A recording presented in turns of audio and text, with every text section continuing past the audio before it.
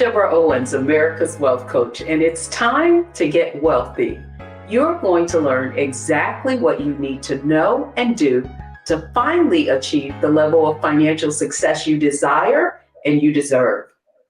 In the new work from home environment, how do you create a space that makes the right impression where you can also have peace and prosper? Well, our guest today is designer Nikki Klug, and she's going to be sharing with us how we can create a sacred space. But here are the three things you need to know about creating a sacred workspace. First, your environment reflects your mindset. Secondly, every minute of organization saves you time and money. And then finally, a sacred space can increase your productivity. Nikki Klug is an award-winning interior designer, a three-time author. She's also had her work featured on NBC, BET, and the American Dream Show. Nikki is a professional member of the American Society of Interior Designers, and it is my pleasure to welcome Nikki to Get Wealthy. Welcome to our program today. Thank you, Deborah. Thank you so much for having me.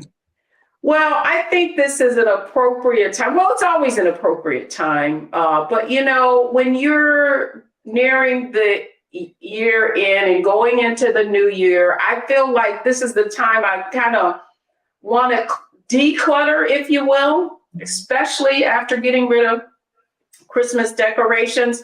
So the first question I really have for you is, how has this whole virtual work from home environment impacted interior design?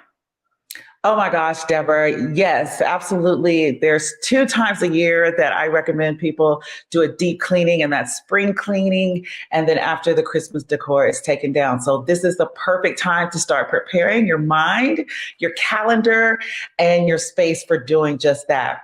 Now, since everyone's been working from home at the beginning of COVID, we all know that, we were on lockdown and we were trying to figure out ways to stay productive and, manage children that may be at home or spouses that need to share the same space. So my extension of sacred spaces became a money space. It was like, okay, we need to figure out how to make a space that is going to instantly put you in the mindset so that you can be more productive, so that you're organized, so that you're inspired, or you're really focusing in on the task at hand. And your environment can help support or can detract from those things. I love that, because I would say, I had never worked with a designer, Nikki, until I worked with you. And so what I hope we can do today is kind of share with our audience how your environment can really impact your overall state of mind and help you to become more effective and ultimately more successful. Right. So I want to start there. The framework for Get Wealthy that we use for success in all areas is mindset, strategy, and execution. So I want to begin there with mindset, because I really do feel like that particularly your environment is a reflection of your mindset. And I know that's something that you espouse. And so I want to talk to you just about why is this so important for people to understand? So I say, just like the books you read and the friends you surround yourself with, how you're surrounded in your environment absolutely has an effect on your mindset, your mood, your results. Because if you think about when you're getting ready for work in the morning, right? You're putting on your clothes, your makeup, you're doing your hair. You don't just get out of bed and go into the office. Now, I know some people were doing that during COVID and keeping their camera off, but on a general basis, right? We present ourselves, we prepare ourselves, and your space is the same way. Now, as we were starting to invite people into our homes because cameras needed to be on for engagement, then you start looking around, it's like, ooh, maybe I'm not so proud of what's showing behind me. Maybe I need to do some things to prepare my space so that I show up in a professional way, show up confidently. And so those things are outside working in. Now, inside working out, I recently visited a client in Los Angeles, California, and on my way out of the door, it just hit me. It caught me so raw. She's like, I don't know if I'm depressed, and so my space is showing up poorly, or if my space is showing up poorly and I'm depressed, but I'm so glad you're here to help me. And that was the first time someone actually used the word depressed in relationship to their home. Although I did know it, instinctually, and I've seen it. But it was so astute of her to actually use that word and call it out so that I knew that, I was the solution for her and that we were going to get in there and help her fix that situation. So yes, your space absolutely has a play on your mind and your mood. And there are some things that we can manipulate too. And I think that goes into strategy. So I'll let you continue. Oh, okay. Well, one of the questions that I wanted to ask you today really is sometimes we don't even realize that we could have a surrounding that is impacting, even if it's not cluttered or anything like that. But what are some elements that you might have in your home that you may not even be aware could be impacting your mindset? For example, is there certain lighting that you should have? Are there certain smells or something of that you need to be aware of so that you create a space like you so eloquently put where you can really thrive? Right. So yes, lighting and scent comes into play. We talk about designing to your senses. We all experience the world differently, and generally 2 of the 5 that we know of, there are actually 26 senses that the human body holds, but 5 that we know about and can all identify with, 2 of those are generally impacting you. That's how you experience the world. So there's touch, of course, there's smell, there's sight, there's the sense of hearing, right? And olfactory smell. So, and then the last one is taste, but we say that's more of your personal taste, your style. Designing. But yes, smells absolutely. Aromatherapy, think about that, have an effect on you. So we like to bring in citrus for energy, peppermint as well. And then for restfulness and other spaces in your home, lavender or clary sage. There are different scents that evoke different energies and emotions. And so you can take those and bring in more of what you need in your workspace. Lighting is, yes, very important as well. And I would add in one more thing, and that's not necessarily tied to your senses, but it's traffic flow. If you think about where you are tolerating something, is it a disorganized drawer? Is it a weird corner in the room? Is it, a space where people bump into each other often and frequently? How can you adjust and make things make it where things flow more easily? It's interesting. One of my thoughts as you were saying that is that I'm not a big plant person only because I have a black thumb, not a green thumb. And so, but my husband loves greenery. And so I wonder if bringing that kind of element into your space can also assist you with creating an environment and having the right mindset. Absolutely. It's a symbol of life and new birth, green, the color green itself, but also green plants bring in oxygen and they're healthy. Now, there are some interior home plants that will stay alive with even the blackest of thumbs. Our monthly watering. But then there are some really, really great faux plants now. Oh my gosh, they have come a million years in just the technology of making things look real. And so bringing in a lot of those or a few of those and having one actual real plant might be the trick for you, Deborah. So try that. Oh, that's good. This was the first year we ever had an artificial tree. And I would say that I am kind of impressed with how far they've come from. I remember back in the day growing up, we put the little sticks and the branches in the tree trunk, but they have come a long, long way. And so this makes perfect sense. So when we come back, I want to talk a bit about strategy, and strategy from the standpoint of how your design can impact this whole virtual working from home, and what are some of the strategies that you can use to make a great impression when you're having to engage with your workplace from home. So don't go anywhere, folks. We'll be right back.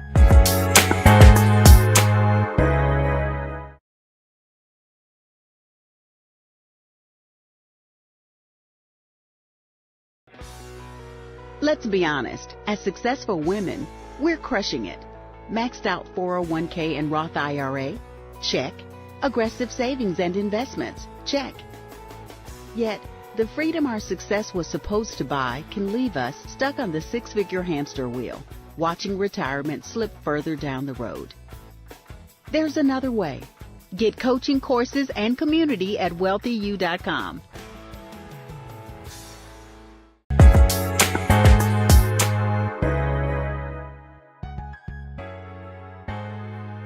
Welcome back, everyone. I'm Deborah Owens, host of Get Wealthy, and we're talking about this whole work from home environment that we're in. How can you create a money space, as our guest shared with us today? Nikki Klug is an interior designer, and she's sharing some great tips on what you need to do to make the right impression from home. So, Nikki, I want to talk about strategies. In this environment, as you can see, I'm in a home office.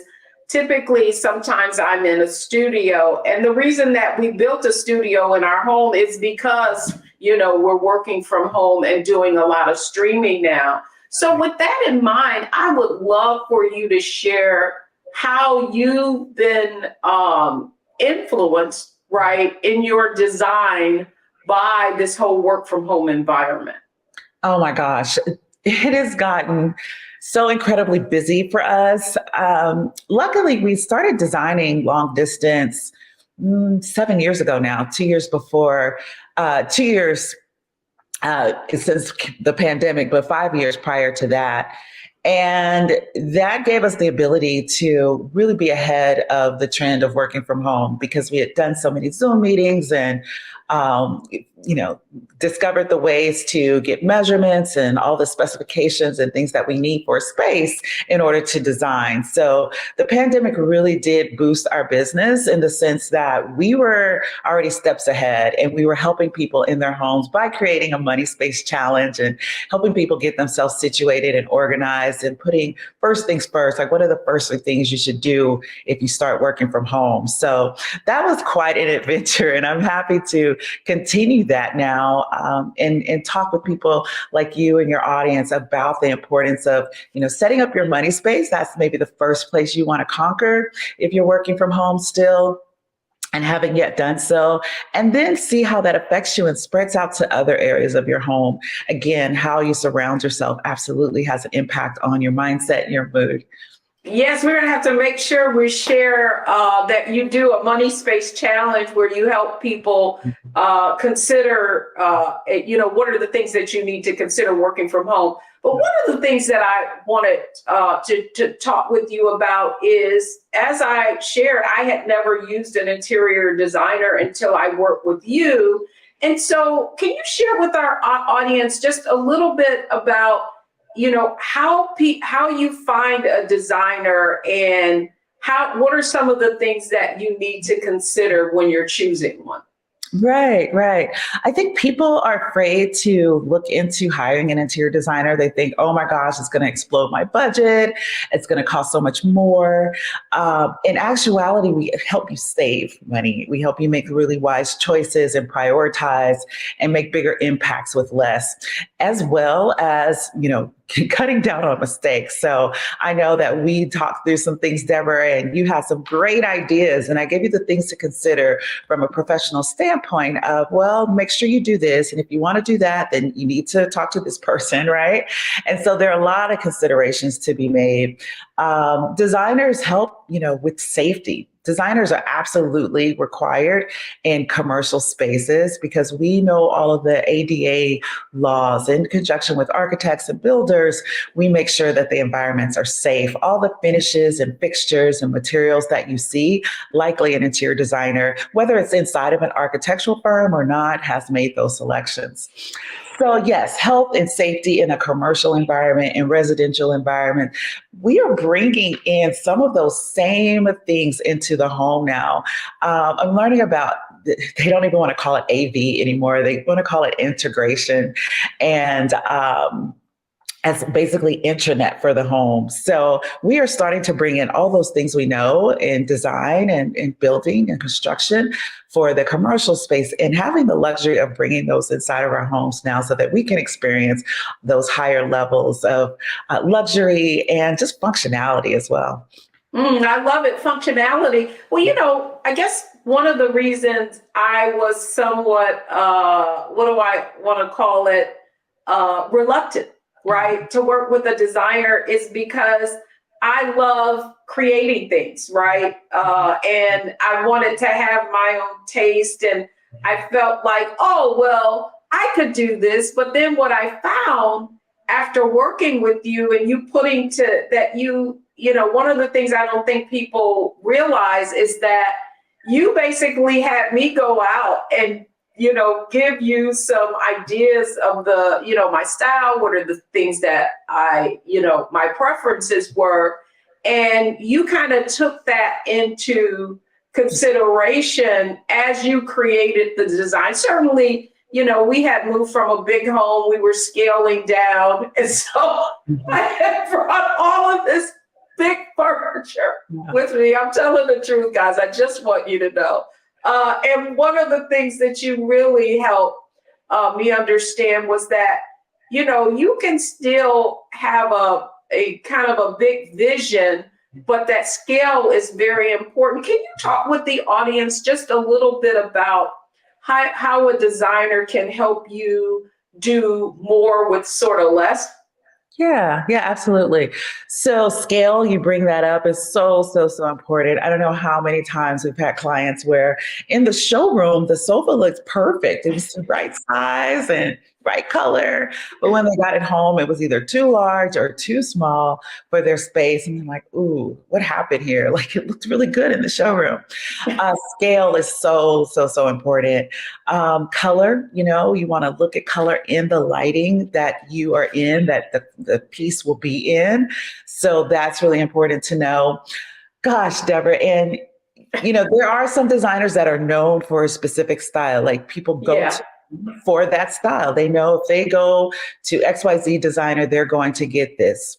My company is very client centric. And what I mean by that is, yes, I do have a personal style that sometimes comes out and is strong, but when it's in alignment with the client, other times you cannot tell that was me that touched it, other than the really great sense of belonging and being. That person knows, wow, this is me. This is my home. And Nikki captured everything I was looking for. It's because we're so client centric. We ask questions. It's like almost like an interrogation, right, Deborah? Well, I wasn't going to say that. Right. You're really getting into your head and your heart. We're looking at where you've been, where you want to go. We always say that, we design spaces that help you become a better you. So we're so passionate about it and understand that the impact of great design, how it, can elevate you. And sometimes if you're not attentive to it, it can really bring down. So we like to be that solution for people that are looking to be inspired by their space and reflect the success that they've created in their lives.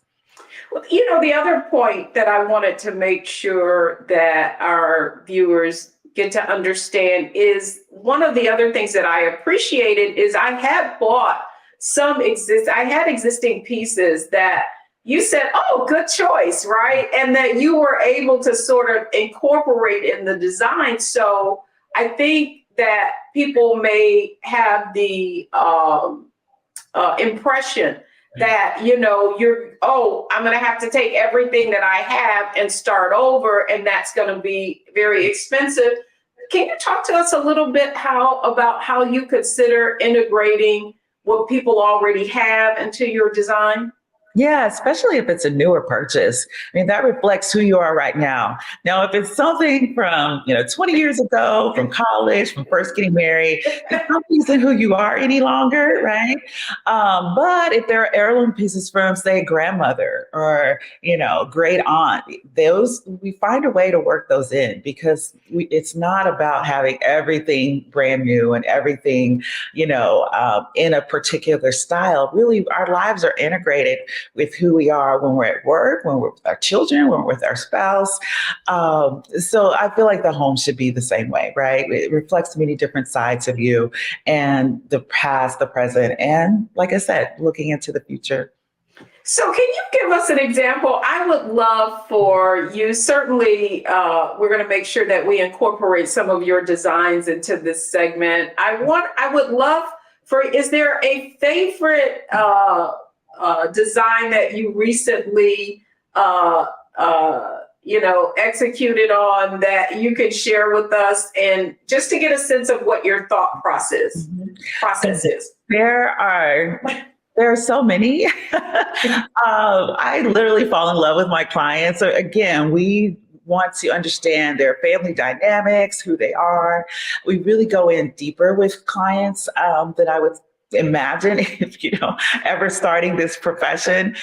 We say we're often marriage therapists when we have husbands and wives that with competing interests or visions. So gosh, so many homes that we've been in that I just love the results that we've created. I'm currently in my own home renovation, relocating to Omaha, Nebraska.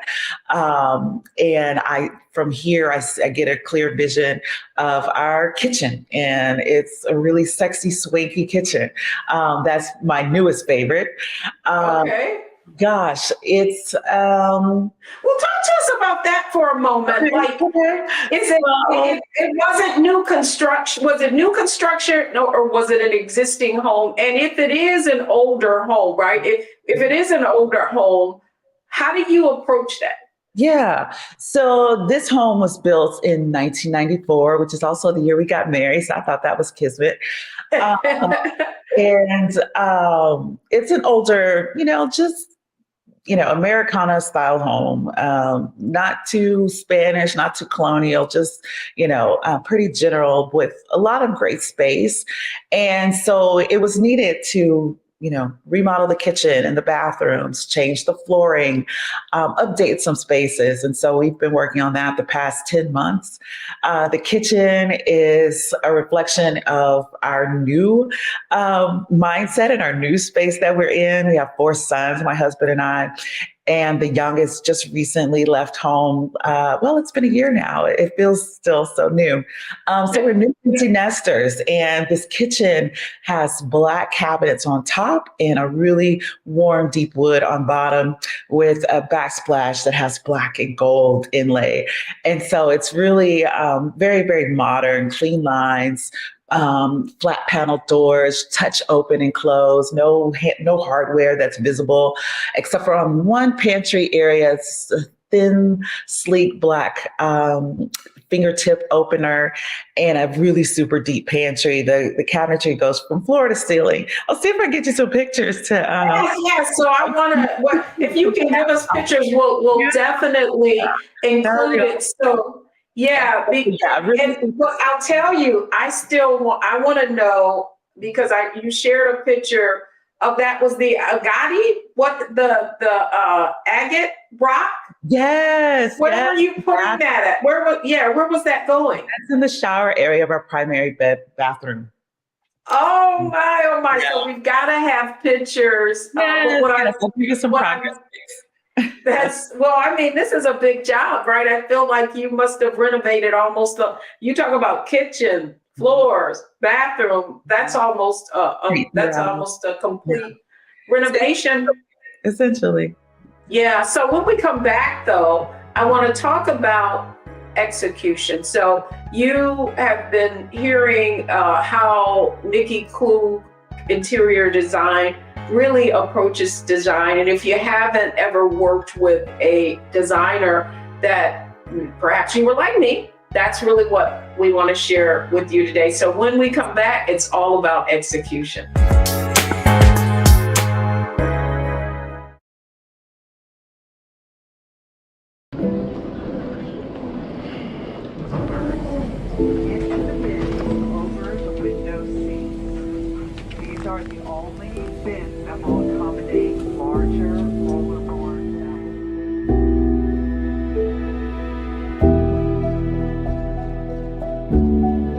Put 10 in here? 10, and you don't come out till you die. And you eat him, you hoop 10. Oh my God. So what?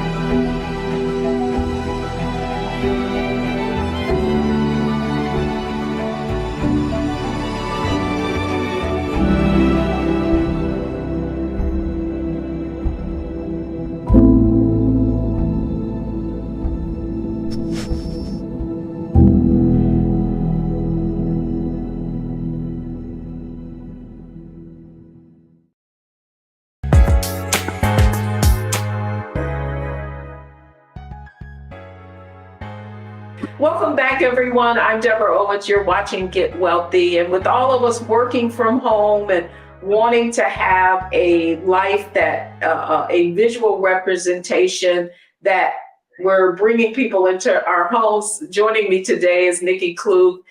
She is the owner and founder of Nikki Klug Interior Design. And we're talking about how you make a great impression in this virtual environment that we're all living in. Nikki, I wanted to thank you so much. I can't wait to see how much progress you've made in your own home, how timely.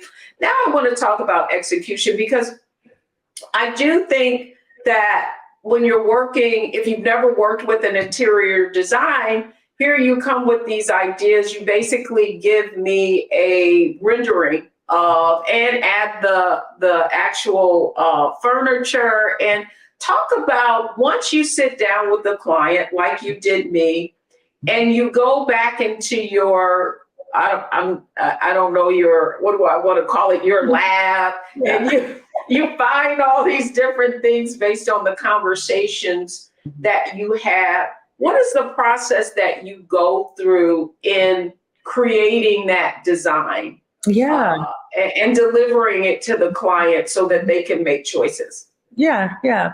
So one of the first things we do once we understand your goals and your desire, what your vision and your wish list is we start creating the structure for that to happen. So we look at the floor plan, the existing floor plan, where the lighting is, where the feature walls are. Is there a fireplace? Are there a bank of windows?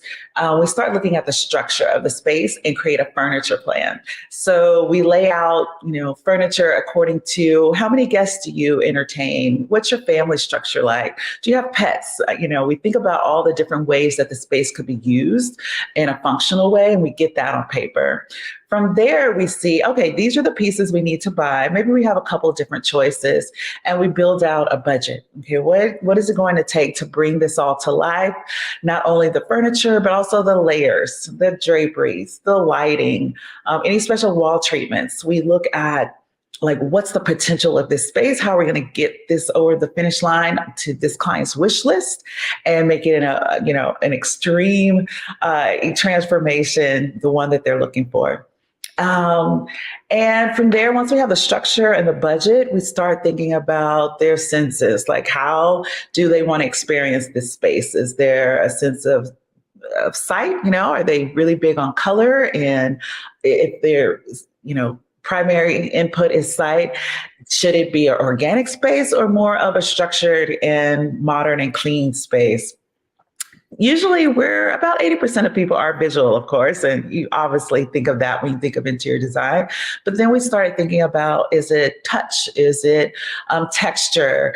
What type of fabrics are we going to need for the sofa or the chair or the rug? Like, what are the tactile places that we get to play with? And of course, there's the lighting and the sound. We look at those layers, and that informs us of where and what we're shopping for. And then finally, the style, the taste. What company, what of our vendor partners are going to best play with their budget and their style and taste and bring this all home for us. So lots of different steps in there. Showing the client our design concept for approval before we go all the way in to the final details of drapery, hardware, and finials and accessories and art. We do, nuts to soup to nuts with our clients, the whole thing, if that's what they so desire.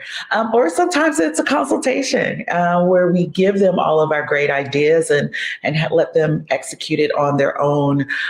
People that are, really great with shopping and want to be more involved. Sometimes that's the solution for them. Yeah, and you know what? It's great that I'm so glad that you shared that, because I do feel like, that even interior design could be in stages, right? Because it's kind of like you're building that relationship and people want to feel secure. Mm-hmm. But you brought something up really great, and that's about, your design concept.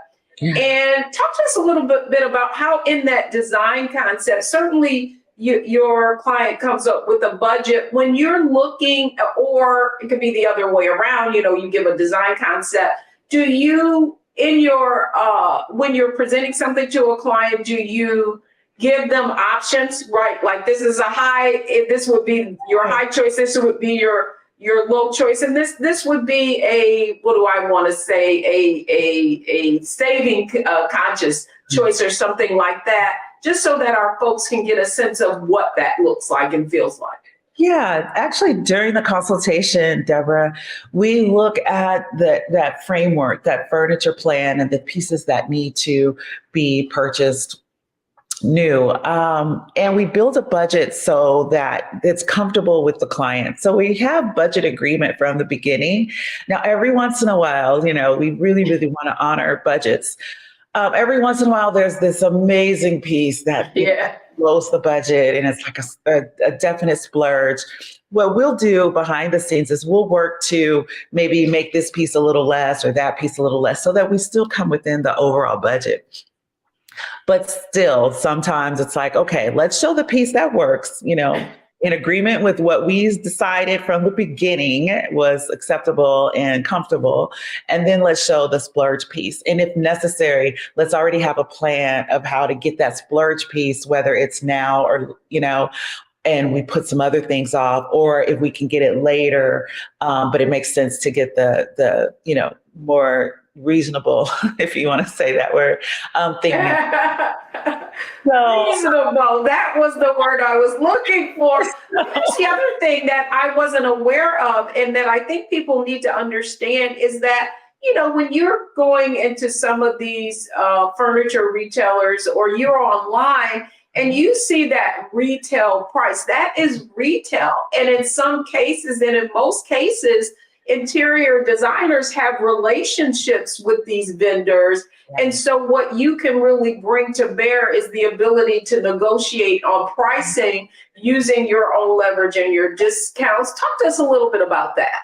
That's one of the ways that interior designers save money. And now not everyone does that. So I didn't bring that up initially because, again, not every designer works that way, but we do. We save you 20 to 30% off retail price.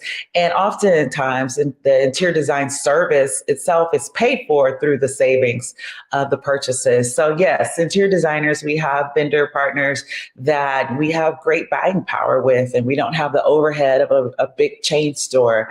And so we are able to offer that at a reduced price. Well, this is Get Wealthy. So I had to come up with the fact that interior designers are investments, right? But not only investments, but that you can get a return on those investments as well. And the other aspect of execution that I wanted to get into that I think is so critical, we had a total remodel. Well, not a remodel. We finished our basement, which when we bought this home, it was unfinished. Right. And so often, you're so fearful of the contractors that are going to come in and do the work. Are they going to finish now? Because what I have found, it took us what was supposed to be 3 months. It took us a year to build a what I thought was a screen porch, but I was informed it really was an addition. So that's why it took so long. But talk to us a little bit about how the relationships with contractors can be beneficial, that interior designers have with contractors can be beneficial when you're, remodeling or doing an interior design project. Yeah, absolutely. Interior designers can bring in the contractors and work with contractors that they have a relationship with and have a little bit more leverage and pull because, they bring the contractor work. For example, we have a contractor in San Diego, California, that we've worked with for 15 years now. In the last 4 years, we've kept him busy, project to project to project, to the point where I'm like, I should put you on payroll. Project. He's the type of contractor, he just does one major project at a time. He might do a couple little side things as he's waiting for permitting to happen. But his attention and focus is on one major project. And we've done 5 kitchens, 3 bathrooms, a couple of built-ins and back door.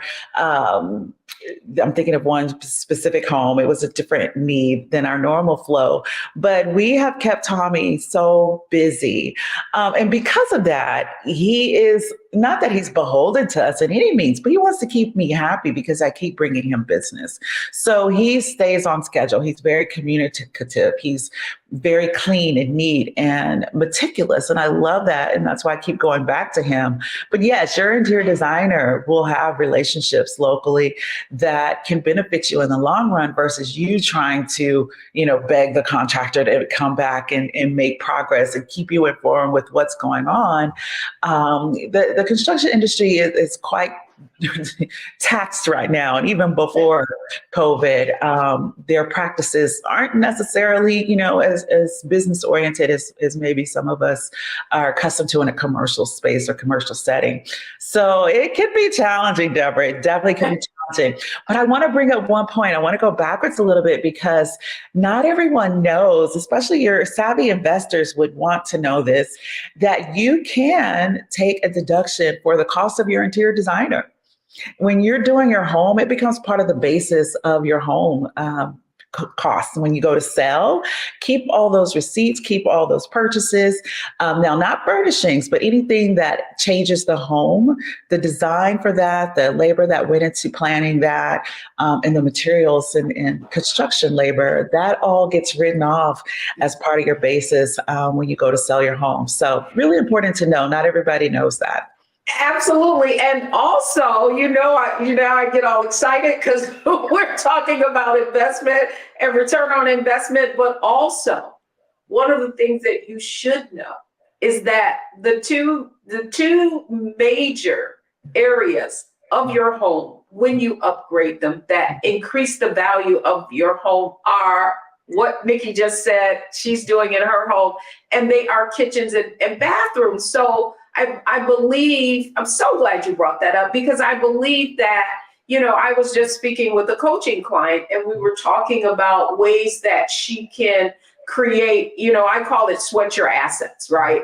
And one of the ways you can sweat your assets is if you are going to do short-term rentals, that's one of the things that you want to do in your interior design, because what happens is that you're able to get more because people are going to pay more when you have nice surroundings. Now you want to be careful. You don't want to make it too nice because you have people coming in your home, but that is a benefit all the way around. So I love investment. So we're not spending. We are making investments in our area as well as internally, right? and externally, but internally it's the way it makes us feel. So folks, we're coming back to our next segment, and that is our analyze, optimize, and maximize.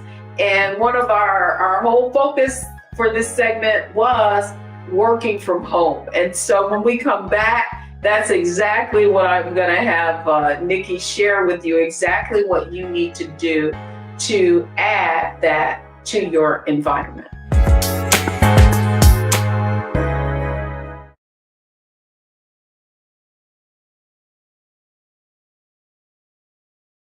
Black Star Network is here. Oh, no punch! I'm real revolutionary right now. Thank you for being the voice of Black America. All momentum we have now, we have to keep this going. The video looks phenomenal. See, there's a difference between Black Star Network and Black-owned media and something like CNN. You can't be Black-owned media and be scared. It's time to be smart. Bring your eyeballs home. You dig?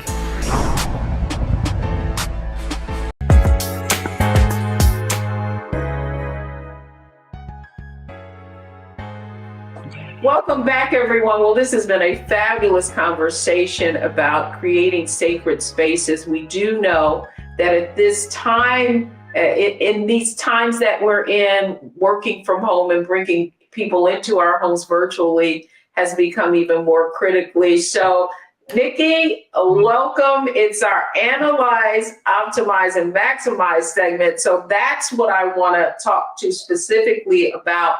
Is this virtual? How do we add this work from home space? What's the first thing we need to consider, from analyzing what areas we could use within our home for working from home? Yeah, that's great. Great question, Deborah.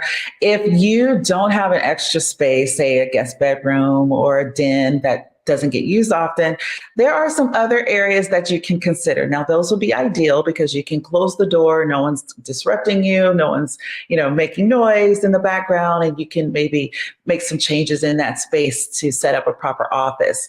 But sometimes that's not the case. And so the next thing that we like to recommend is the dining room. Generally, a dining room will have a table, right? That's 30 inches high, just like a desk. And you can set yourself up so that the back wall in the dining room is behind you. And so no one's walking behind you and in the view of the camera. If a dining room is not available to you, then go to the breakfast room. And if absolutely necessary, your bedroom. You can position yourself in a corner in your bedroom. Generally, the bed is taking up a lot of the space. If you're in a home that, doesn't have a separate den or office space, I'm guessing that you don't necessarily even have a sitting room. But if you do, a sitting room in the bedroom would be great. And if not, just don't sit in the bed. Right? That's exactly right. Oh, that is so scary. It's so funny. I had that happen. Yeah. But the other question I have for you is that how about if you have like a large closet? Right. How would you kind of optimize that? Certainly, I don't mean you have clothes in it, but you have a space but it's a smaller space. Right. What do you need to think about in that regard? I would only do that for meeting time. I would not recommend working in a closet to anyone. Not that everyone's claustrophobic, but it can just feel oppressive. It can feel worse than even in a cubicle. So, but for meeting time, when you need it to be quiet, the clothes that are still left in that closet are actually really great for soundproofing. I know someone that actually does recordings in their closet. Yeah, podcast. Sound, right? But I would, think about getting a Zoom background so that it blurs out any clothing or any, of the hardware that's inside of a closet. But yeah, I would, that would be a last resort, but a great thought, Deborah. Well, no. I thought perhaps you have a large closet, just in terms that you're going to use that for just an office, if you will. Right. Maybe it's like 8 by 10 or something, right? And I just wanted to get that interior design Is that could you use a space of that? Yeah. Yeah, I think if you have that much of a closet, maybe you have another room in the house that's extra. I'm guessing. Okay. I'm guessing. Yeah, but in looking at some of these homes, some of the closets now are as big as bedrooms, right? Yeah. So I was just thinking, so lastly, just in terms of optimizing, I do know that we're working from home. Certainly we can set up, virtual workspaces in different rooms, but what suggestions do you have for now that we're working from home? How do we set barriers where we're not just working all the time? I mean, what are some of the things that you can do from an interior design perspective so work isn't flowing all the way over into your actual home life? That's such a great point, Deborah, because we have heard of people that say, I love working from home. I get so much more done, and it's like they realize it's not necessarily because I'm a whole bunch more productive, but just because that hour commute I can now spend at my desk and, hour there and back, that's an extra 2 hours a day. So instead of working 8 hours, maybe now I'm working 10 or 11 hours, right? We don't want that. We want to still have work-life balance and now we have more of a work-life integration, but let's still put up some boundaries. And that's one of the considerations in selecting the space that you choose to work from. Can you close the door? Is there natural light in that space? Can you have a proper background so that things aren't cluttering your screen and people are peeking in and saying, what's going on over there?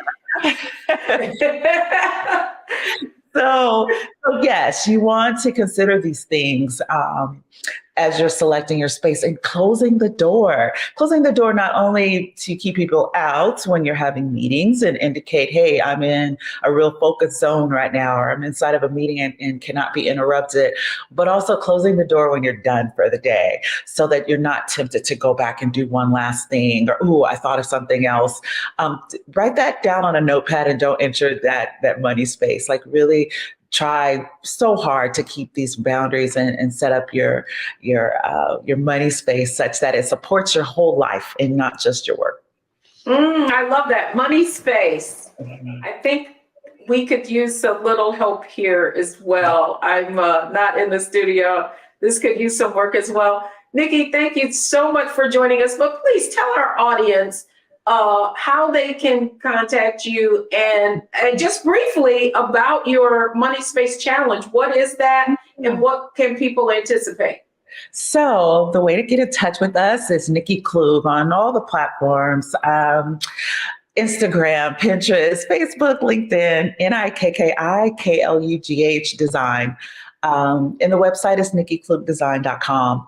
So we are doing a challenge coming up in the new year for a 5-day Create Your Money Space Challenge where we take you through all the steps like selecting the room, creating your furniture plan, setting a budget, and then identifying which of the 5 senses are the ones that most speak to you and help you get in the mindset. And then after that, your big whys. Like this is a part of the exercise that takes you deep into why you do what you do and how to then use that to create an environment that's inspiring and help you focus throughout the day. So that's the 5-day Money Space Challenge. Create your own Money Space Challenge, and just go to moneyspaces.com and sign up for our list to get informed when the date of the challenge will actually be. Oh, that's fantastic, Nikki Klug. Thanks so much for joining us on Get Wealthy. You covered a lot of ground with us, and I love the fact that I can write off your services as well as I'm increasing the value of my home because that's how you get wealthy. Yeah. Thank you so much, Nikki. Thank you. Awesome. So when we come back, what are the 3 takeaways from today's show that can not only help you gain peace of mind, make a good impression, but also create that sacred money space? We'll be right back.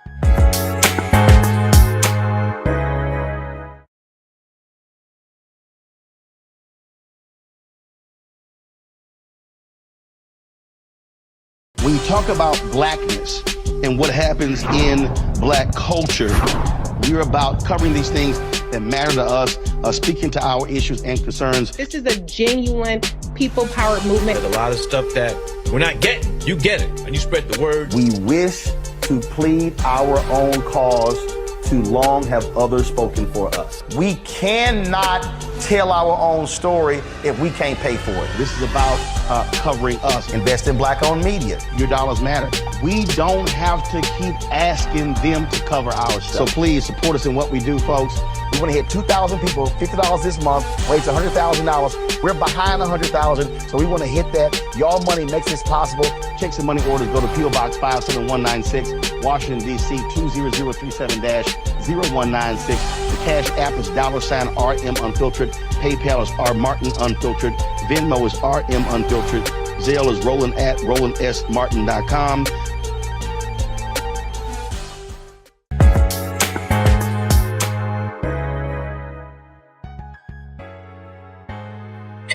Welcome back, everyone. I'm Deborah Owens, and I hope you enjoyed today's segment on Get Wealthy about creating that money space. So here are the 3 things that you need to take away from today's show. First, a cluttered space could mean a cluttered mind. And secondly, we shape our homes, and our homes also shape us. But also, our homes are also an extension of ourselves. And now that we're inviting people in virtually, we want to keep that in mind so that we make that great impression.